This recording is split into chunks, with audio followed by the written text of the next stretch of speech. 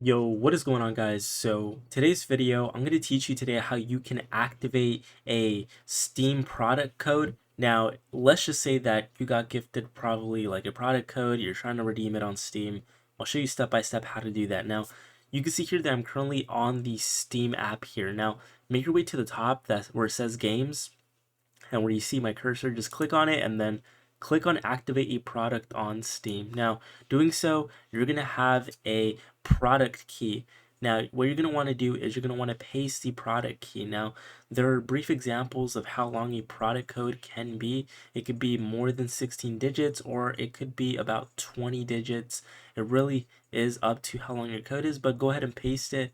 And then after that, click confirm and your product will then be activated on your Steam account. So that's how you activate a product code on Steam. It's very simple, it's very easy. So if you did find this helpful, please leave a like on the video.